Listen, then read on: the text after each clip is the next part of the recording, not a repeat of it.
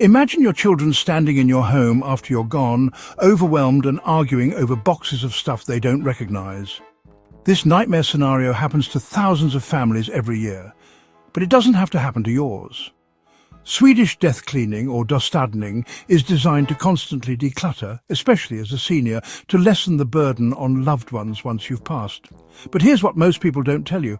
These 7 steps terrify seniors because they force you to confront uncomfortable truths about your possessions. Yet mastering them could be the greatest gift you ever give your family.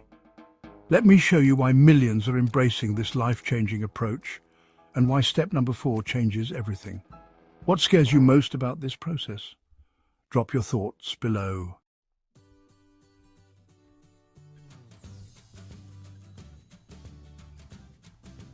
Meet Dolores Martinez, a 72-year-old grandmother from Phoenix who thought she was doing everything right. Her 3-bedroom house was clean, organized, and filled with decades of memories.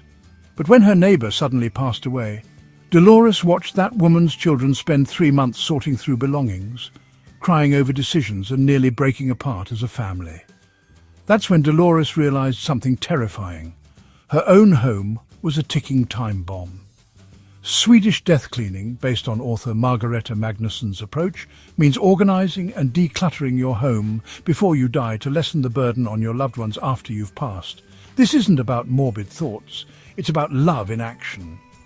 The ultimate goal is to reduce the time and effort spent decluttering by the people you leave behind, easing the burden for loved ones who, already grieving, must also deal with your things. Today, I'm sharing the 7 steps that initially scared Dolores and probably scare you too. But stick with me, because what happened to Dolores after she completed this process will inspire you to start today.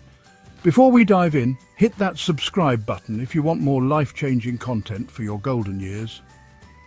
Have you ever had to clean out a loved one's home? Share your experience in the comments.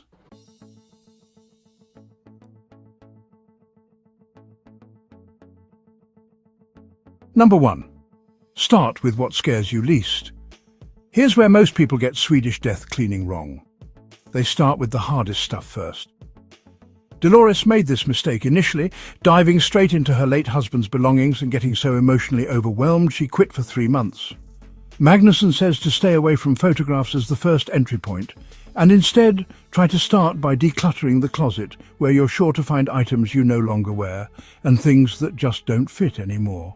Why does this step terrify seniors? Because we've been conditioned to believe that keeping everything shows how much we care about our memories. The reality check. That sweater you haven't worn in 5 years isn't preserving your memory of buying it. It's just taking up space that could serve your present life. Dolores' discovery. When she finally tackled her closet first, she found clothes with tags still on them, shoes that hurt her feet, and dresses from when she was 30 pounds lighter. The emotional attachment was minimal, making decisions easier. The step-by-step process removed everything from one section of your closet. Ask yourself, have I worn this in the past year? Create 3 piles, keep, donate, trash. Make your first foray into the process relatively easy to build quick success that can be motivational. Why this works? Clothing decisions are practical, not emotional. You either wear it or you don't. There's no grey area about whether that stained shirt might be useful someday. The family impact. When your children eventually handle your belongings, they won't have to guess which clothes held meaning. You've already done the work for them. What's the oldest piece of clothing hanging in your closet right now? Let us know in the comments. But here's what Dolores learned that changed everything. And it leads us to the step that most seniors find absolutely terrifying.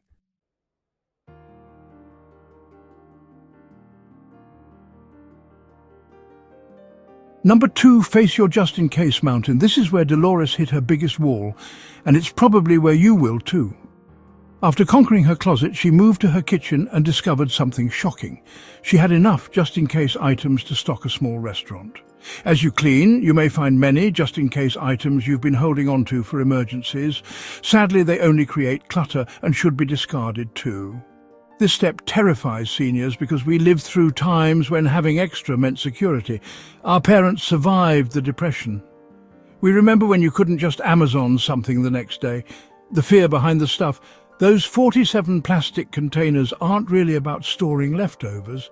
They represent your fear of not being prepared, of not being able to provide for your family when they need you. Dolores's shock? She counted 23 can openers, 15 spatulas, and enough plastic bags to outfit a grocery store. Her reasoning? What if I need them? But in 40 years of marriage, she'd never needed more than 2 of anything. The liberation process: count how many of each item you actually have. Determine your realistic maximum need, usually 1 to 3 of most items. Ask yourself, will anyone be happier if I save this? Keep the best quality items, donate the excess. The mindset shift. Instead of asking, what if I need this someday? Ask, what if my children have to deal with all this someday? Real numbers that matter. The average American home contains 300,000 items. Most families use only 20% of what they own regularly. Your just-in-case items are usually somebody else's. Why did they keep this? Burden. The emotional breakthrough.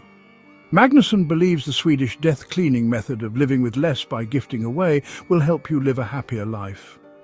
When Dolores finally let go of her excess kitchen items, she discovered something amazing. Cooking became enjoyable again because she could actually find what she needed. How many of the same item do you have just in case? Share your count below. We won't judge. The next step reveals the secret hiding places where your family's biggest frustrations are waiting.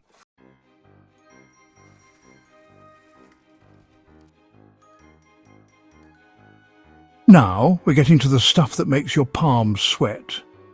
Dolores thought she was being clever by having organizational systems throughout her house. What she really had was secret stashes of the same items scattered everywhere. And this step reveals why it's the most dreaded part of Swedish death cleaning. Every senior has them. The junk drawer that's actually 3 junk drawers. The important papers scattered across 5 different locations. The tools in the garage, basement and kitchen.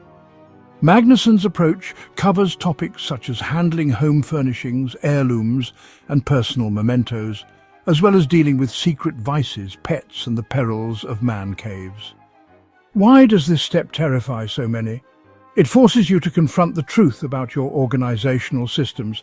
Spoiler alert, they're not systems at all, they're hiding places for indecision. Dolores's reality check was, well, eye-opening. She found batteries in 7 different locations, band-aids in 4, pens and pencils everywhere. Her system was actually chaos disguised as preparation. The hidden danger is that these scattered stashes create the worst nightmare for your family. They'll find a box of important papers mixed with expired coupons, then assume every piece of paper in your house might be crucial. Here's the consolidation method. Go room by room with a notepad, list every category of item you find, batteries, pens, tools, and so on. Collect all items from each category into one location. Keep only what fits in one designated spot per category. Start with items that take up the most space, then work your way down to the smaller ones. The eye-opening moment came when Dolores gathered all her batteries in one place. She had enough to power a small electronics store. Most of them dead or corroded. Her preparedness was actually waste disguised as planning. From the family perspective, your children won't know that the screwdriver in the kitchen drawer is different from the identical one in the basement toolbox. They'll think you needed both for some mysterious reason. The liberation in all this is that creating a more orderly and serene environment reduces stress and the emotional load of owning and caring for so many possessions. Dolores discovered that having one designated spot for each category made her daily life infinitely easier. So, what item have you found scattered in the most locations around your house? Tell us your record number. But wait until you hear about the step that made Dolores cry. It's coming next, and it's the one most seniors avoid for years.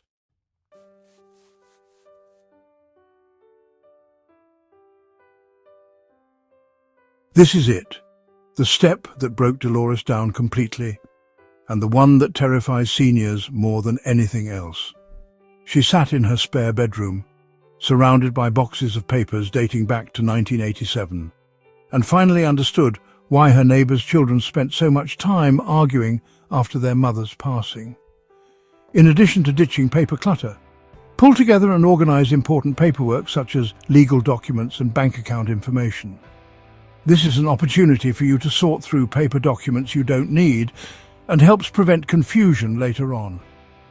The fear isn't about the papers themselves, it's about what they represent. Every financial mistake, every forgotten warranty, every "what if I need this for taxes" decision from the past 3 decades. The terrifying truth is that most seniors have important documents mixed with completely useless papers, creating a needle-in-haystack nightmare for their families. Dolores's breakdown moment came when she found her marriage certificate in a box with pizza coupons from 1994.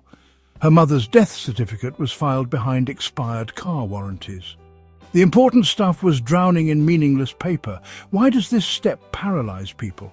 Well, it's the fear of throwing away something important, the overwhelm at the sheer volume, the shame about poor organizational habits, and the worry about tax implications of old documents.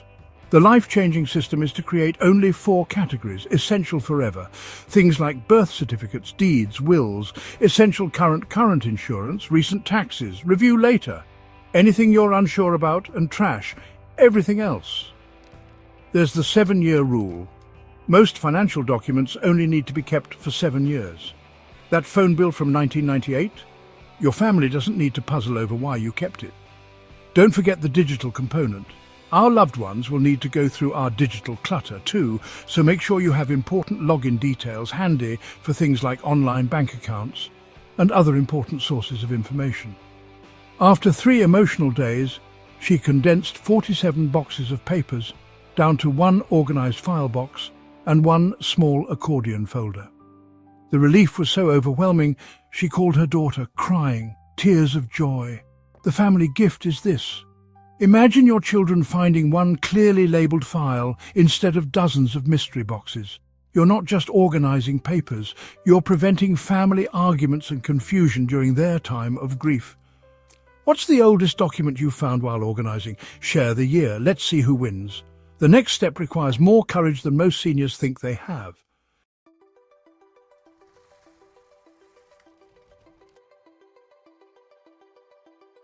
Here's the step that didn't exist when your parents went through this process, and honestly, it's the one that leaves most seniors feeling completely helpless. Dolores stared at her computer screen, realizing she had no idea how many accounts, passwords, or digital assets she'd accumulated over the years. Consider decluttering your hard drive and desktop as well. That can be a huge task your family may not want to deal with. This step terrifies seniors because digital organization feels like learning a foreign language. But, the consequences of avoiding it are devastating for your family. The digital disaster waiting to happen, your family will inherit not just your physical possessions, but your digital ones too. Without proper organization, they might lose access to important accounts, financial information, or precious memories forever. Dolores's digital shock.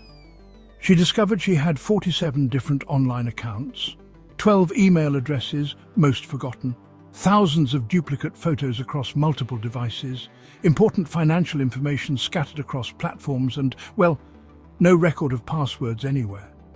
Why does this step feel impossible? Technology anxiety, password overwhelm, fear of deleting something important, and uncertainty about what's actually valuable digitally. So here's the step-by-step digital cleanup. First, password audit. List every account you can remember. Second, email consolidation. Choose 1 primary email and forward others. Third, photo organization. Group photos into clear categories and delete duplicates. Fourth, financial account documentation. Create a secure list of important logins. And fifth, digital legacy planning. Decide what should be preserved versus deleted. The family nightmare prevention. Without this step, your children might spend months trying to access accounts, recover photos, or understand your digital finances.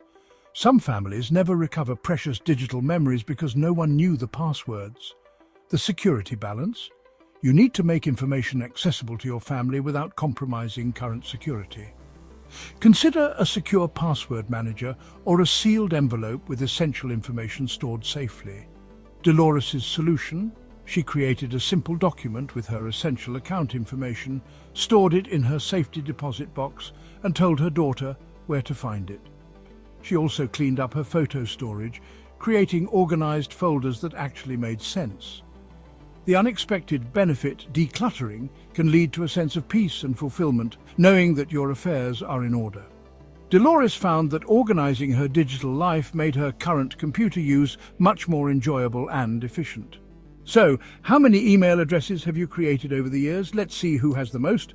But now comes the step that makes grown seniors cry, and honestly, it's the most important one of all.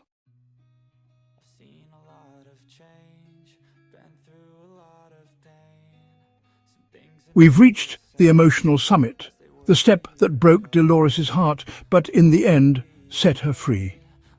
This is why Magnusson says to stay away from photographs as the first entry point into Swedish death cleaning, because this step requires emotional strength you build through the previous steps. Dolores sat surrounded by 47 photo albums, 23 shoeboxes of loose pictures, and countless bins of keepsakes from her children's lives. The fear wasn't about the photos themselves, it was about feeling like she was erasing her family's history. The emotional terror, this step forces you to choose which memories matter most. It feels like you're deciding which parts of your life were worth keeping, and that's frankly terrifying for any parent or grandparent. The family reality check. Your children don't want 2,000 photos of their childhood. They want the 50 that tell the story beautifully. That note your crush passed you in middle school isn't going to mean anything to anyone other than you. Dolores's breakthrough method, the story test. Does this photo or item tell an important part of our family story? The joy test. Does this still bring me genuine happiness to see? The meaning test. Will anyone be happier if I save this? The keepsake categories. First, treasure keepers, items with genuine historical or emotional value. Second, story starters, things that prompt important family stories. Third, guilt keepers, items you keep only because you feel you should. And fourth, space fillers, things taking up room without adding value. The hardest decisions. Report cards from 1987, every single school photo, duplicate holiday decorations, broken jewelry you'll fix someday. These items exist in the grey area between meaningful and meaningless. The family perspective shift. Your children will be grateful for a curated collection that tells your family's story, not overwhelmed by boxes they feel guilty sorting through while grieving. Dolores's emotional moment. When she finally finished, she had 5 beautifully organized photo albums that told her family's story perfectly, plus a small box of truly meaningful keepsakes. Her daughter cried when she saw them, not from sadness, but from joy at how thoughtfully her mother had preserved their most precious memories. The legacy creation Swedish death cleaning incorporates the consideration of legacy and how what we leave behind can affect the memories we leave with our loved ones. You're not destroying memories. You're carefully choosing which ones deserve to be preserved forever. What's the most meaningful keepsake you've decided to pass down to your family? Share the story behind it. The final step will change how you see your entire home.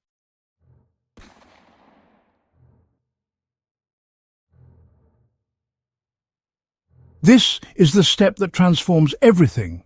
The moment when your house stops being a storage unit and becomes a legacy. Dolores stood in her newly organized home and finally understood that Swedish death cleaning isn't about preparing to die. It's about choosing to truly live. Life will become more pleasant and comfortable if we get rid of some of the abundance. Death cleaning is not about dusting or mopping up. It is about a permanent form of organization that makes your everyday life run more smoothly. This final step terrifies seniors because it requires them to envision their home without them in it. But it's also the most empowering step of all. The vision shift. Your goal isn't to empty your home. It's to create a space that tells your story beautifully and functions perfectly for your current life, while being a gift rather than a burden for your family. Dolores's final challenge. Room by room, she asked herself. If someone walked into this space after I'm gone, would they understand who I was and what mattered to me? Or would they just see stuff? The legacy room, method living areas, keep items that spark daily joy and serve current purposes. Display spaces, showcase your most meaningful possessions with intention. Storage areas, organize remaining items so they're easily identified and accessed. Personal spaces, Create areas that reflect your personality without overwhelming visitors. The fear and the freedom of this step forces you to confront mortality, but it also liberates you from the weight of maintaining things you don't actually need or want. The quality over quantity revolution. Swedish death cleaning prioritizes quality over quantity. Keep fewer things, but make sure everything you keep has genuine purpose or meaning. The daily life transformation. The fewer items you have, the less time you'll need to clean. Dolores discovered that her simplified home was not only easier to maintain, but actually more beautiful and peaceful. The family conversation. This step requires talking to your family about your choices. Share why you kept certain items, what they mean, and how you want them handled. Your family and friends may not understand why you want to start this process, but it's still important to share the journey with them. The ultimate test. Swedish death cleaning is also about deciding what you don't want anymore, while being about making life easier and more efficient in the now. Every item in your home should either serve your current life beautifully or represent your legacy meaningfully. Dolores' final revelation. Her home became a place where every item had intention. Her family could visit and immediately understand what mattered most to her, and she could live each day surrounded only by things that brought her joy or served her needs. What one item in your home best represents your legacy? Tell us about it in the comments. Now let me show you what happened to Dolores after she completed this journey.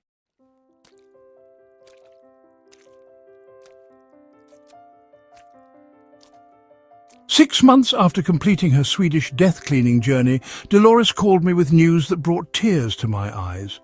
Her daughter had surprised her with a visit and said something that changed everything. "Mom, your home feels so peaceful now. I love spending time here."